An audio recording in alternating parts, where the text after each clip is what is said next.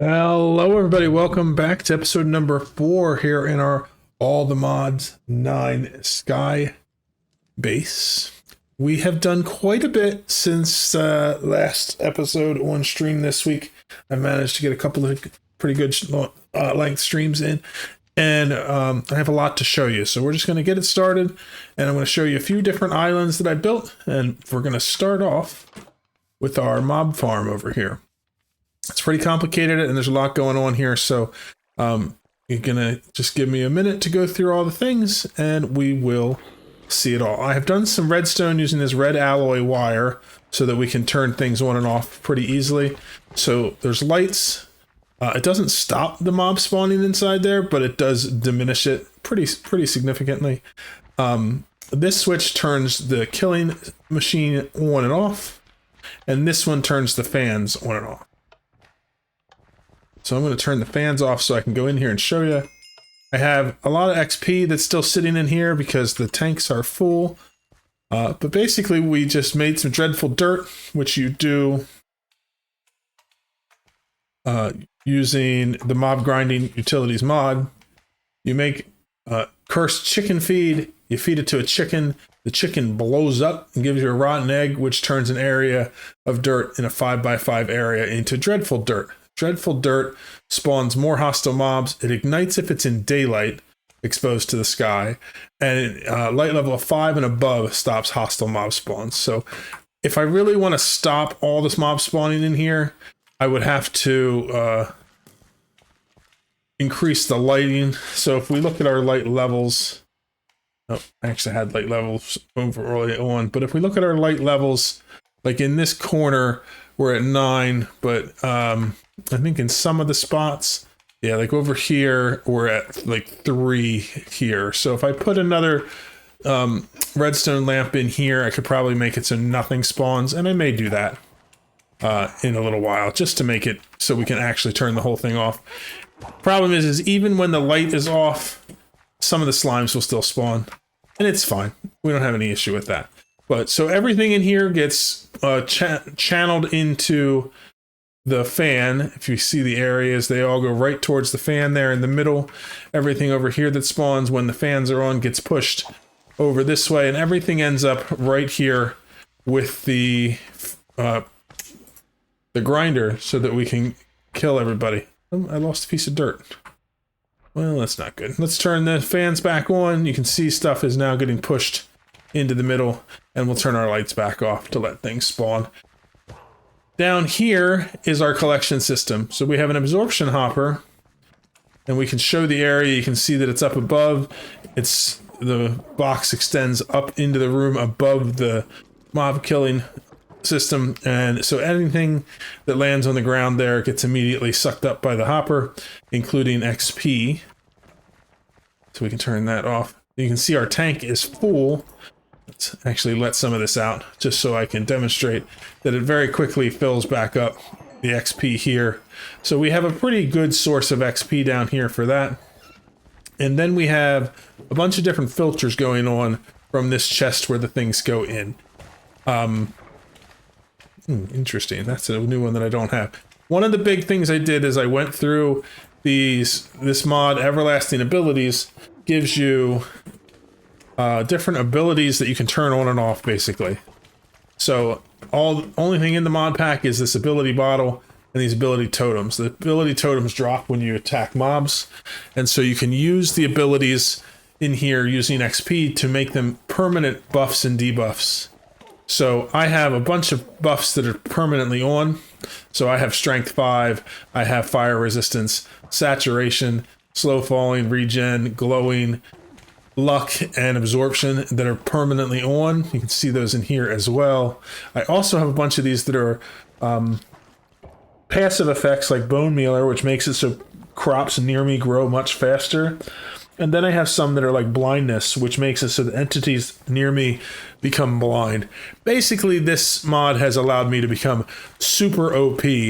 And the biggest one is that I have the ability to fly from it. So I can just fly creatively without cost using the ability totems mod. And normally I would say that's way too OP, but this mod is all about OP. you're trying to get to the point where you're making ridiculous amounts of things. So OP is good. But basically, I have things set up here. This bad omen one is a new one. So I can add this to me. And I don't want that on right now, but I do want to be able to turn it on and off. So I just put it back into this bottle. And this bottle has all the things that I can turn on. I do need some XP to put them back on. But when you take them off, you get that XP back. So they're kind of like switchable abilities. Like I can turn it on, this on, and then entities near me become withered. Things like that. Some of these I'm still working on getting up to the maximum level.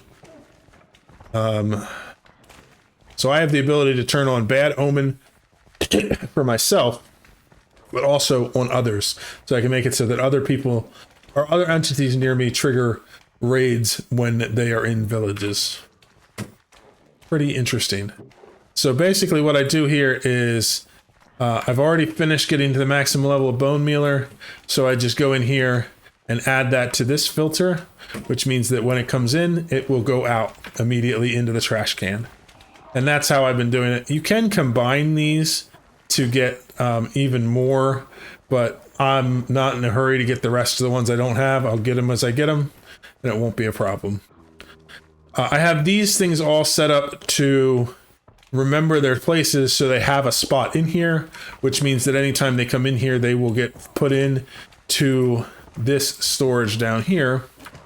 And then there is a filter here that sends them over to this ender chest, which we'll get to in a minute. And then this one is just a logistical sorter. This was my original one, and I'm still doing this for some things that I still want to work with. These quivers I'm still collecting because I want to collect a bunch of different arrows, just so I have different types of arrows. Once I actually decide to get a bow, I will just put on endless quiver, and then I'll be able to use the arrows that I want without using them up, so it doesn't matter how many I have, and that's fine. So once I have all the different arrows I want, I can get rid of the quivers and have them go to the trash.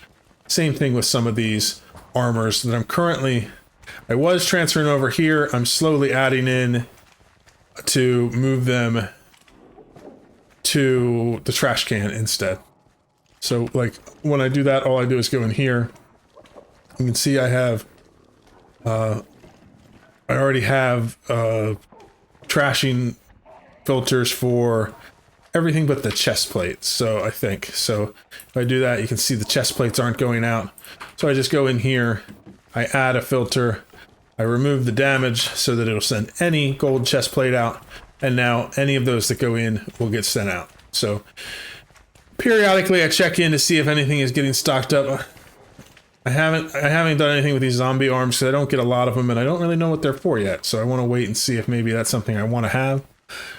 Spoils bags, every once in a while I go and open them up, and I get some cool stuff out of them. I'll probably set up a system to automatically open them at some point, just to get the diamonds and things out of them. This ender chest is connected to our storage system, and we've just started getting that worked out, so it's not in any kind of final place, but that's over here.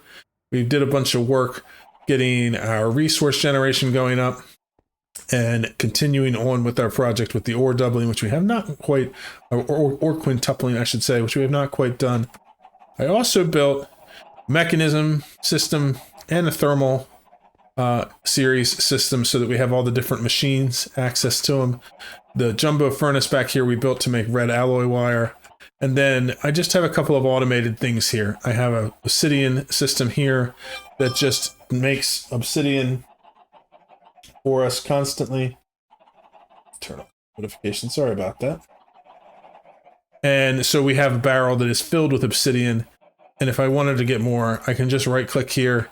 Lava gets pumped into that barrel, which has water on top of it, so it turns into obsidian. And if I take a stack of obsidian out of here, it'll automatically start pumping the obsidian out to replace it. And then we constantly have a 2K stack of obsidian sitting right here, which is really helpful. I also have lava coming up from downstairs so that I can use it in the furnaces if I needed to. This was my early game way of smelting before I can smelt with power. Down in our basement, we have set up our power system, we expanded it a little bit. So this is where we're getting all of our lava.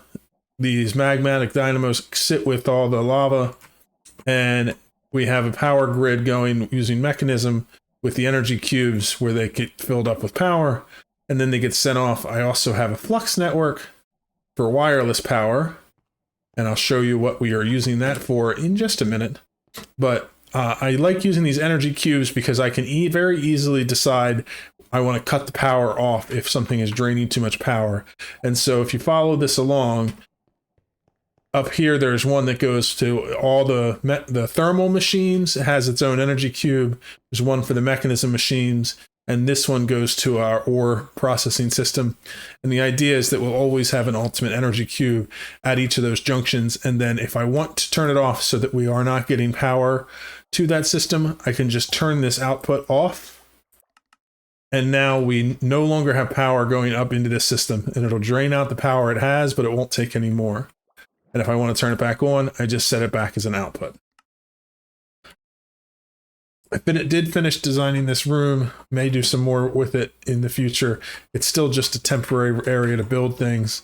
And I have a bunch of systems here that I eventually want to get put into a proper place. And to that end, I'm working on the next island. I'll show you in just a minute.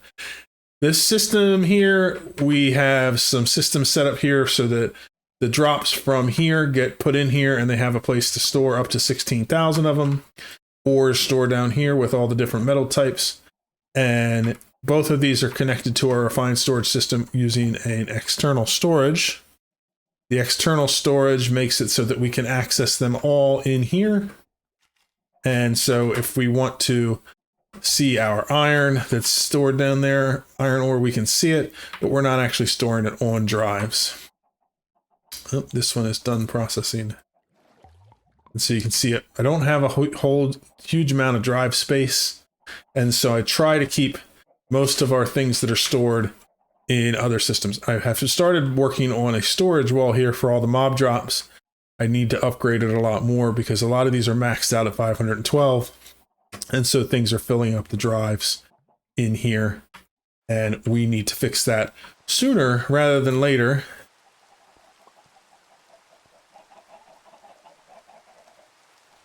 We are still working on finishing up the ore system. I now have the sulfur is now sent here to this system where I have everything I'm going to need to turn that sulfur into sulfuric acid. And over here, I have everything to make the hydrogen chloride, which are the last two links in the chain. I just need to set up all the systems so that the ores will get sent in and they'll get processed and using all the different things we need to do. So basically I have all the parts. This machine here just takes water and it evaporates it into brine. The brine comes through into here and separates into sodium and chlorine. Sodium's getting dumped right now because I don't have a use for it. The chlorine combines with hydrogen that comes from that electrolytic separator over there. And the hydrogen and chlorine make hydrogen chloride, and that gets put into this machine, which is one of the machines that we need in the ore processing chain. And this backpack just holds these. I took them apart because I'm not going to leave this here, so I just wanted to have it here so I knew this is what I need when I rebuild it. But basically, the sulfur is going to get ground down, and through a whole bunch of different steps, it's going to get made into sulfuric acid, which is one of the last steps in the chain of getting ores down to being quintupled. And we'll be able to do that automatically. So pretty soon, when ore clumps come in here, they get sent through here to be packaged and they become ore. And these ores will automatically be processed and turned into their respective dusts, which will then be cooked up into ingots and stored. The last island I want to show you is over here. I built a RFTools builder, which allows us to build things using a shape card. And first we built a island here that is pretty big. I just made it out of cobblestone just so I could have the shape for it. We're going to change this up and make this our main storeroom in the end. But for now, I just wanted the shape because I am trying to encapsulate this island in a dome of glass. And you can see we have started that. To do that, the RFTools builder is using a dome shape card, and it's every time it gets glass, it takes that glass and it puts it into the next block in that dome. I need to speed this up so that it's processing glass faster, but basically cobblestone gets sent in, made into gravel. The gravel gets ground into sand. The sand gets sent from here over to this furnace, which cooks it up into glass. And then you probably won't even see it happen, but it goes down into here and the builder places it. And so over time, this has just been building this dome for us. And so the dome is about halfway done, and you can see it goes all the way under as well. And when it's done, it will completely enclose this island. And then we're going to make an entryway over here, and I'm probably going to do some things to make it look a little better as far as the glass by putting some supports around to make it look like it's a dome that was built to hold this island. And this is going to be our main storeroom. So I'm going to move our refined storage system over here. I'm going to move our storage walls, and this will be where we go to access all of our storage, and everything that we build from here on out will be stored in this room. This uses power that is coming in from the Flux network that I was showing you for wireless power. And then that power goes into this energy cube and is sent out to power all of this system here. We have flint that's going in here. This is actually getting close to being full, so I should probably grab it, empty it. You put some of it in there. I may at some point have this automatically go in to increase the outputs of the pulverizers. It's not that big of a deal. For now, I'm just going to take it and put it back into our storage over here. I do need to work out a few other things here to make it so that this is handled. We're getting pretty close on the flint here, so I'm going to put in a void over here, so once things hit a point where they can no longer hold anymore, we'll just void them. Because if I have more than 16,000 of them, I don't need them, with the exception of some of these things, which are like diamonds and stuff.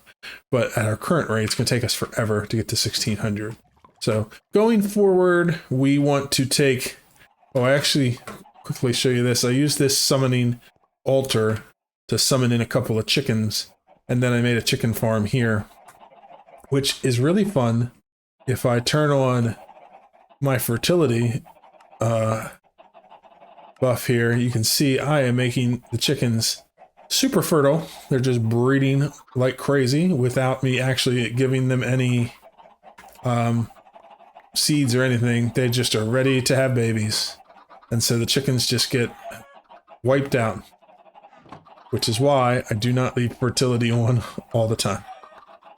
The reason the chickens are dying when they breed in there is because we are at entity cramming.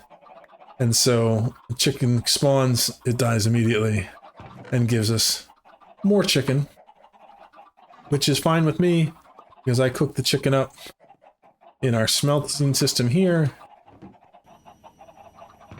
Ooh, we have lots of goodies to put back into our system. No, I didn't mean to put it into the ender chest. It'll still get in there.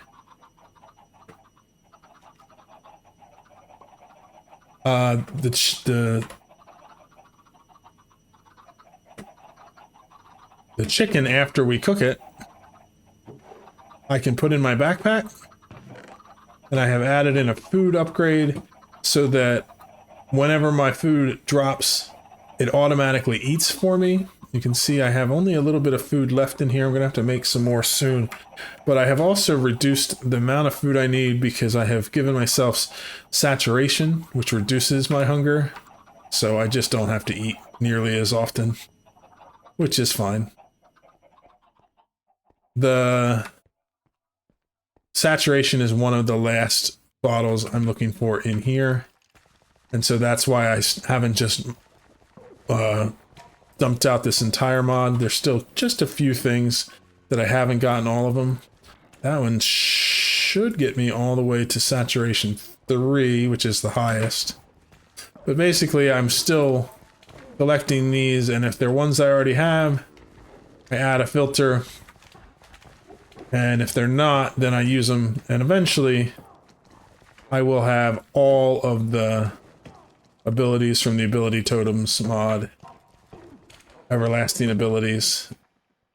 I will have them all on me and have access to them anytime I want them. And I will show you, just to demonstrate how OP it is. I have made a nether portal, which I put underneath here because I didn't really want pigmen spawning and walking into my base. And since I can fly, this seemed like a good place for it. We were fortunate enough that our nether spawn is right inside of a nether fortress. And what's really crazy is with all these different abilities that I have, you can see that there are all kinds of enemies here. As soon as I get within range of them, they stop being able to attack me because they become blind. And they get poisoned, and they get withered. And even if they do hit me, I am pretty OP. I can pretty much just stand here. Fran the Mighty. Let's see how mighty Fran the Mighty is.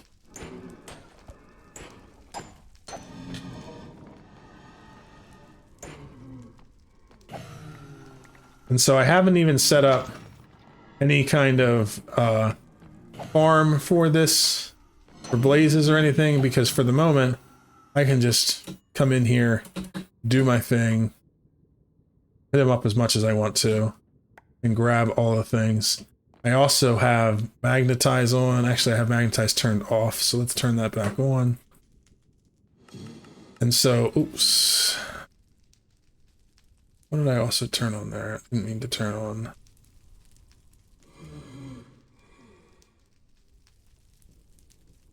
Is it nausea? I don't know. But magnetize makes it so that, like, I can even kill these things from a distance and all the drops just come to me. I have it turned off when I'm at my base because it's kind of annoying. But you can see how easy it is for me to just handle large groups of these mobs. I also have gotten a full set of the armor from our wandering trader, which is all protection 5 and lots of different things. So I'm pretty set for the moment. I'm sure when we get into the later parts of the pack with all the different super bosses and stuff later on, we may need to do some crazier stuff. But for 4 episodes in and just a few weeks of playing this pack, I feel, I mean, I think this is actually just the second week on the Skies pack, and I feel pretty good that I'm this OP already.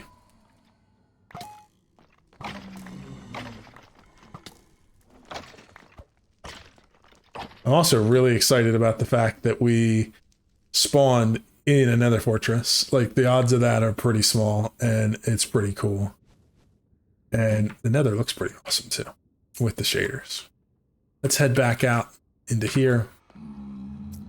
So we have a lot of things to do in the next coming weeks, but we have a really good start on things. And I mostly have just been working on setting up systems that can work while I'm AFK. So I just set this thing to AFK for a while I'm working or while I'm doing other things. And we collect more resources and we collect more mob drops, and our island is slowly over there building itself. In the next week, I want to focus on speeding things up. So I'm going to replace these hammer systems with pulverizer systems that I can make super fast, or I might use mechanism crushers. I don't know yet. Lots of different options on how to generate it, but basically this is really slowly generating gravel, sand, dust, and soul sand for me, and so it's not really sieving that often. I want to put in some systems that make it go super fast so that we can have resources coming in like crazy. But I didn't set that up yet because I don't really have a place to store everything as of yet. So once I get the storage moved over to that island, and things like that, I'll definitely feel more comfortable super accelerating all these systems and scaling them up to ridiculous levels. We're also going to be working on going through the quest book more. We have mostly just been doing things as we want. I want to pick a couple of different quest lines and we're going to go through and do them. I may do a couple of episodes or I just do an actual episode and focus on one of them just to get them knocked out. But we'll see. It just depends on my time with streaming. I'm getting this video ready to go out a little early because I'm going to be out of town all weekend. And it will be nice to have something to go out while we are in another state. So I hope you guys enjoy watching it. I hope you guys have been enjoying the pack. I've been having a really good time playing it. So I'm going to keep it going for a while. But we will see you in the next one. Bye-bye.